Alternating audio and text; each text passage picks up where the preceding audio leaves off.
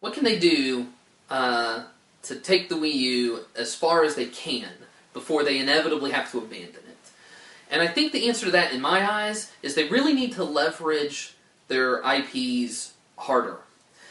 And what I mean by that is they need to leverage their IPs that they aren't already leveraging. Like, we're getting a lot of Mario content. We got the new Super Mario games, we're going to get Mario Kart, we're going to get, the 3D Mario game that we already got, 3D World, it's a great game. What else are we going to get? We're going to get Mario Tennis, we're going to get Mario Golf, we're going to get, Mario Baseball or something. I mean, I don't know that we're going to get those, but it seems like we always get those, right? And then we're going to get Zelda, which is great, I love Zelda, but, I know I'm not the only one wondering where some of these other major franchises have gotten to. So just off the top of my head, it's easy to just rattle off a bunch of things that they could do without even entering into the sticky, messy business of making a new IP.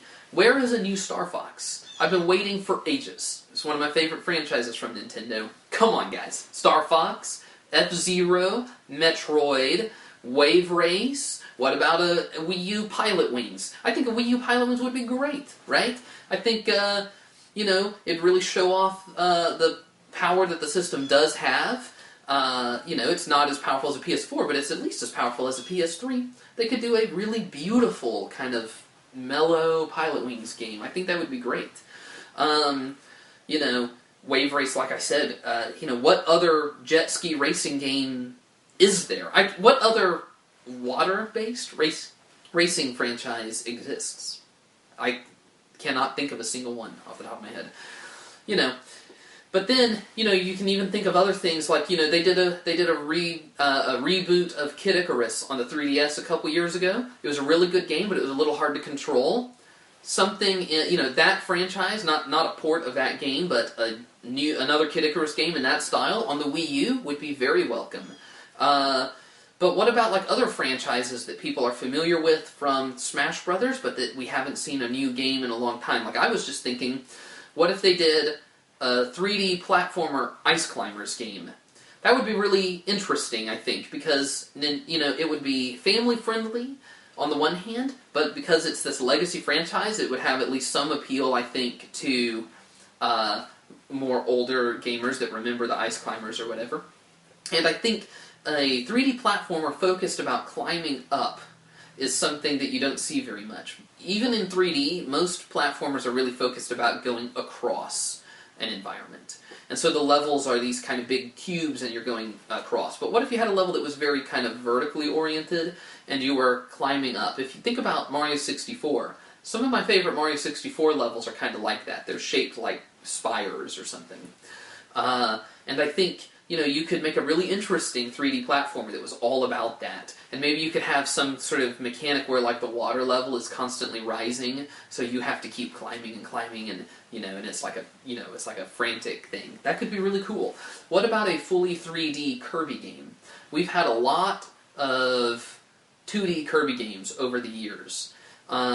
But they've never gone 3D, and I've always wondered what that would be like. And it's easy to picture how you could do it. You could float around these 3D environments and enjoy, the atmosphere, the music, and the kind of laid-back vibe that a Kirby game can have.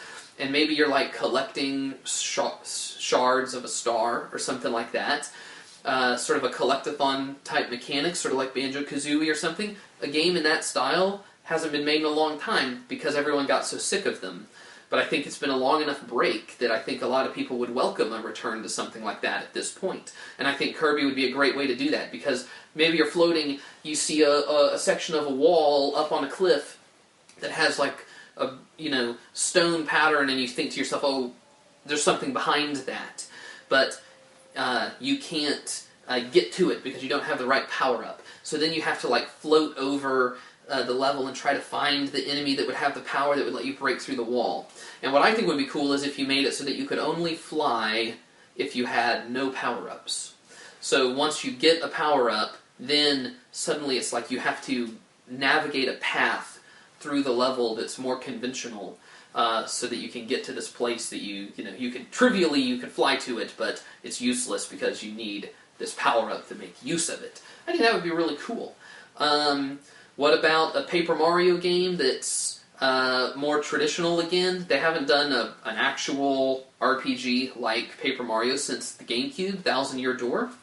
I think that would be exciting. What about, this is a pipe dream, but what if they did a Wii U Earthbound sequel? They'd get headlines everywhere.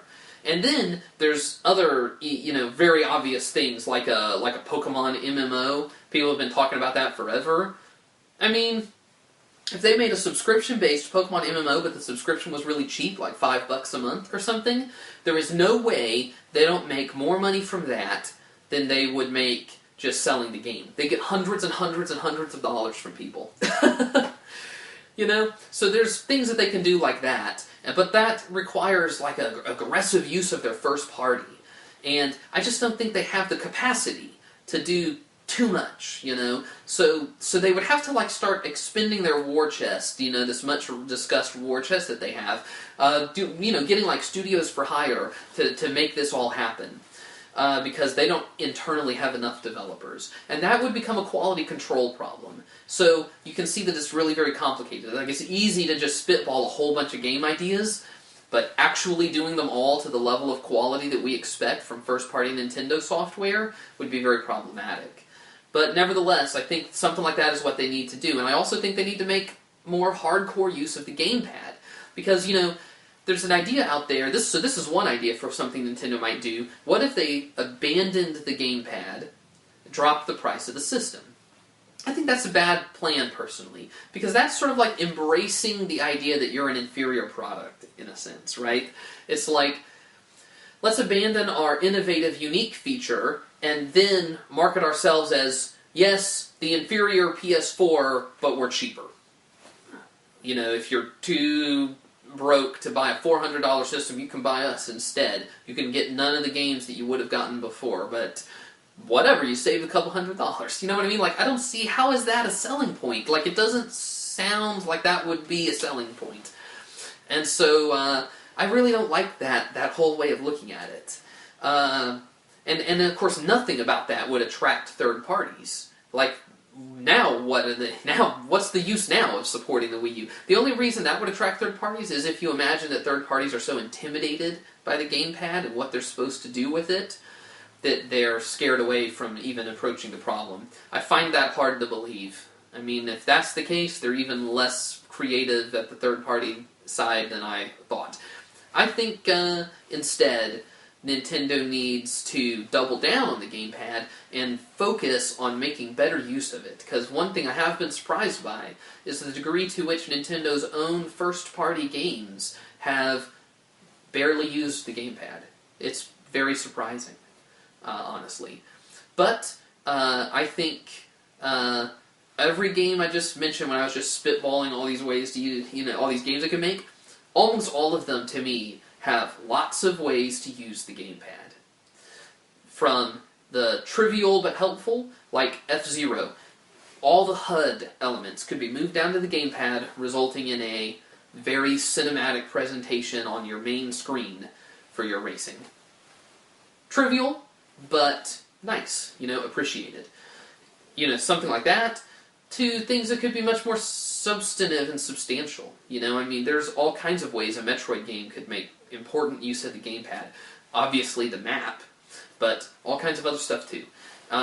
So I think they need to focus on using the gamepad more in order to help it seem like more of an essential feature of the system, rather than abandoning the gamepad and cutting price. They don't want to cut the price too much anyway, because they don't want to position themselves as like a budget product. See, the problem is, if it is correct, if I'm correct in my belief that the problem they have is that they are perceived as inferior, as not worth the trouble, because they are not appealing to real gamers, and that's what developers believe, and so developers aren't supporting them, then explicitly making yourself a budget product does not help that belief. You know what I mean? It makes it worse, I think. So I think Nintendo needs to double down on the idea that they are, they need to focus on presenting an image of themselves that says that they are a top tier game company, they do deserve equal recognition with Sony and Microsoft, but they are more innovative. And that's where they put their focus rather than on raw power. And I think that's truthful, right? I mean, that's pretty much what they have been doing. They need to make that message more clear, and then they need to, in the long run, what they need to do is they need to leverage their first-party IPs in order to attract a bigger audience of traditional gamers in order to counteract the perception on the part of third parties that none of their fans own Nintendo systems. It's not just that none of their fans own Nintendo systems, it's that none of their fans own only Nintendo systems, so they have no extra sales to gain by releasing on Nintendo. That's what the third parties believe. Anyway, so I mean, I feel like that's almost like that and a totally redone marketing are like the only things they can do to try to improve the Wii U. And I feel like if they did all of that, they could get a system that might see much better sales in its second year, its third year, but in the end, you're still going to essentially have a failure on your hands. I mean, it's still only going to get to like 30 million, even if in the best case scenario, and on its current trajectory, it's not even going to get to 20 million. And you know why that's extra bad? Is because they're already selling it at a loss. I mean, yeah, the GameCube only sold 24 million, but those were 24 million units sold at profit.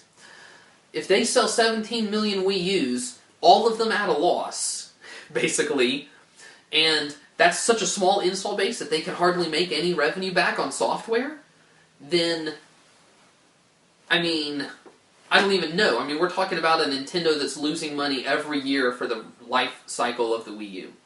And how do they respond to that? And that's where really speculative thinking starts to come in,